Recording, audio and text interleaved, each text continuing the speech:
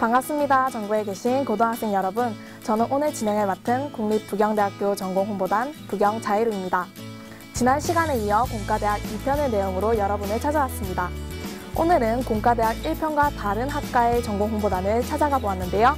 그럼 부경대학교 공과대학 2편 함께 보시죠.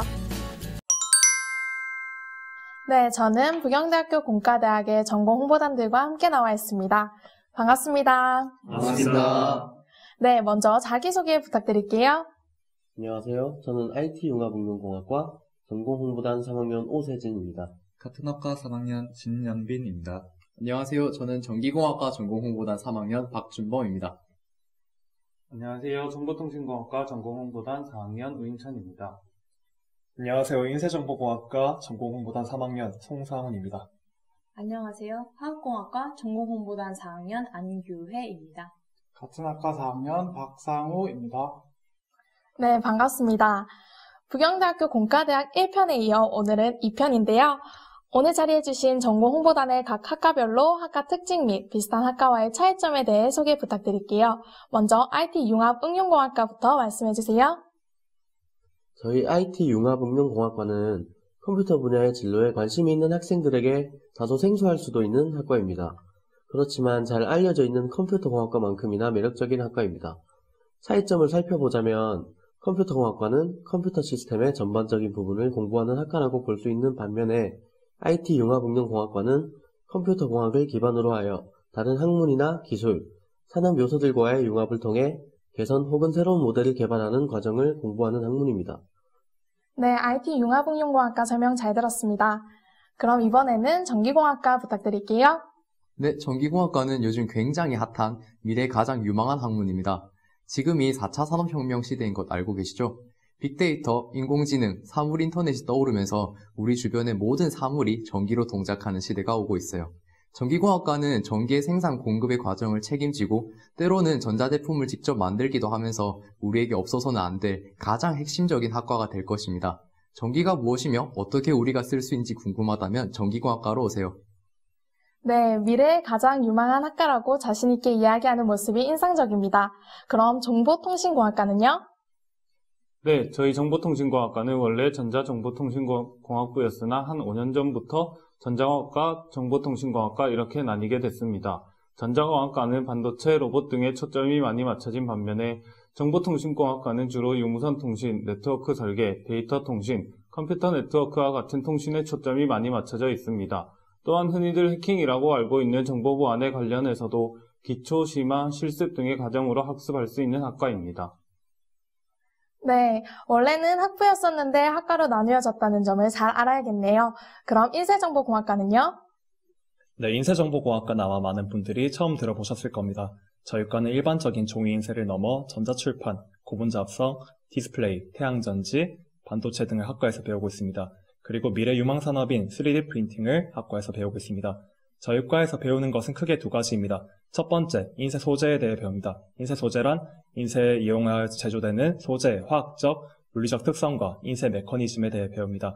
두 번째, 첨단 인쇄에 대해 배웁니다. 첨단 인쇄랑 인쇄를 이용하여 제조되는 반도체, 태양전지, 디스플레이, 전자제품 등에 대해 공부하고 있습니다. 네, 종이 인쇄를 넘어 다양한 영역을 공부하는 첨단 전공이라고 할 수 있겠습니다. 그럼 화학공학과 말씀 부탁드릴까요? 네, 화학공학과와 유사한 학과로는 화학과 공업화학과가 있습니다. 먼저 화학과는 공과대학이 아닌 자연과학대학 소속입니다. 화학과는 다양한 응용화학을 배우지만 화학공학과는 화학 반응으로 제품을 생산하고 경제성에 치중하는 학과입니다. 다음으로 이름부터 매우 유사한 공업화학과는 화학을 기반으로 공업에 쓰이는 응용화학을 위주로 배웁니다. 커피 머신에 빗대어 보면 커피를 연구한 게 공업화학이고 커피 머신을 연구한 게 화학공학입니다. 네, 그렇군요. 그럼 각 학과를 졸업한 후 선배님들이 어떤 진로로 나아가고 있는지 궁금한데요. 먼저 IT융합응용공학과부터 말씀해주세요.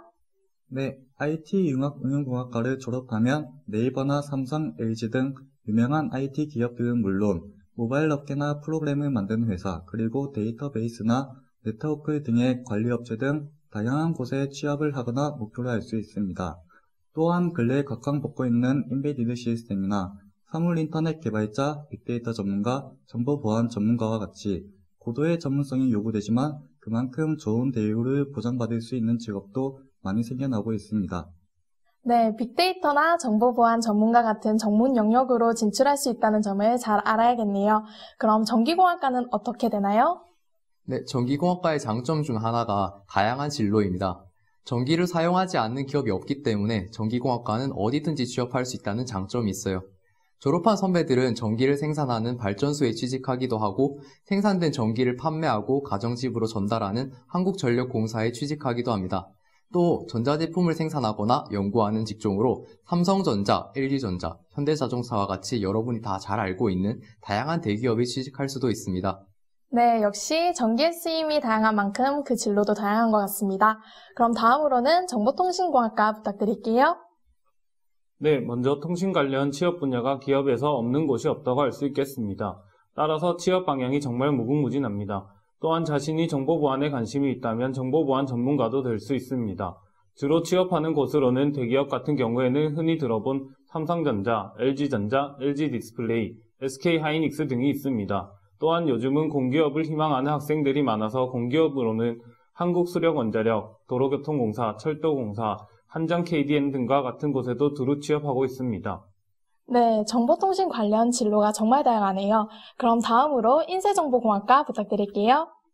네, 인쇄정보공학과를 졸업하면 인쇄를 응용한 다양한 공정 분야에 취업할 수 있습니다. 삼성전자의 디스플레이, 프린팅 분야, 반도체, LED 분야에 취업할 수 있으며 LG전자의 디스플레이, 프린팅 분야에 취업할 수 있습니다. 그리고 한국제지 같은 제지회사의 펄프, 제지, 전문제지 분야나 캐논과 후지제록스 같은 프린터기, 복합기, 스캐너기 회사에 취업할 수 있습니다.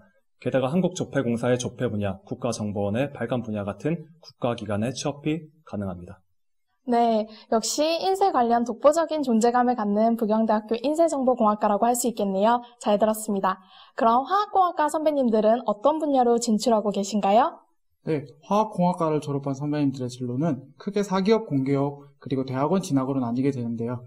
공기업으로는 한국남부발전과 같은 발전소나 한국환경공단 등에 취업을 하시고 사기업으로는 석유화학, 페인트, 반도체 분야에 SK하이닉스, 삼성전자, KCC 등이 있습니다.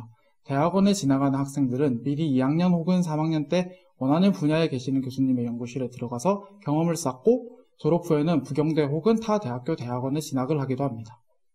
네, 그럼 마지막으로 부경자유로 여러분들은 각자 학과를 어떻게 선택하게 된 것인지 이유와 과정 또는 준비 사항이 있다면 말씀해 주세요.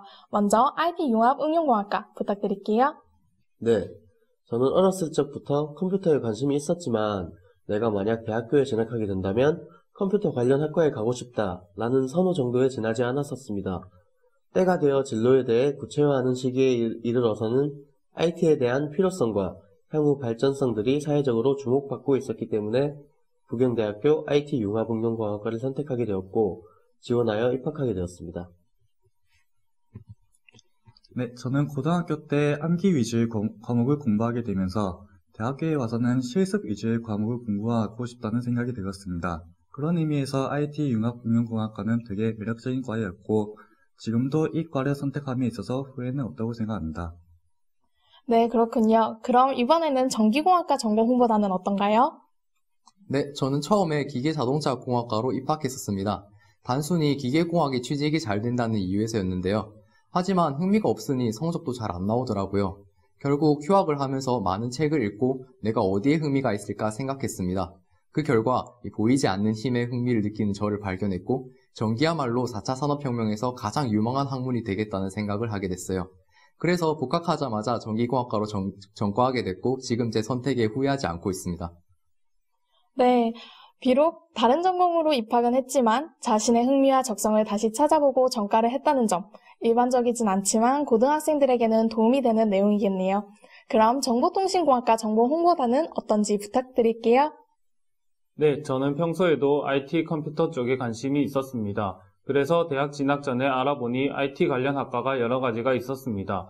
이름마저도 비슷해서 어느 학과를 가야 될지 걱정이 많았습니다. 그래서 학과들의 홈페이지에 들어가 차이점 등을 알아보았습니다. 그래서 제가 관심 있어 하는 분야가 저희 정보통신공학과라고 생각을 해서 진학을 결정하게 되었습니다. 네, 미래지향적 기술과 지식을 준비하기 위해 정보통신공학과를 선택했다는 점이 인상적입니다. 다음으로 인쇄정보공학과 전공 홍보단은 어떤가요? 네, 저는 입시를 준비할 때 인쇄정보공학과라는 학과에 대해 처음 알게 되었습니다. 저희 학과를 졸업하게 되면 프린터기 회사에 일할 수도 있고 공과대학 중 아트적인 성격이 강하기 때문에 디자이너 같은 분야로 진출할 수도 있고 인쇄기계나 인쇄공정 등을 배워 엔지니어가 될 수도 있다는 것을 알게 되었습니다. 다양한 분야로 진로를 설정할 수 있는 저희 과만의 장점이 제가 저희 학과를 선택하게 된 계기입니다. 네, 미래의 진로 분야를 염두에 두고 학과 진로를 선택했다는 점 잘 들었습니다. 그럼 화학공학과 전공 홍보단 부탁드릴게요. 네, 저는 고등학교 때 문과생이었고 성적이 좋았던 과목이 수학과 영어였습니다. 이러한 저의 문과 특성과 이과 특성을 조합한다면 공과대학을 진학했을 때 저만의 강점이 될 수 있다고 생각했습니다. 그 중에서 진출 분야가 매우 넓고 일상생활에서 쉽게 볼 수 있는 제품들과 관련 있는 화학공학이 친숙하게 다가왔고 미래지향적이라 생각되어서 화학공학에 진학했습니다.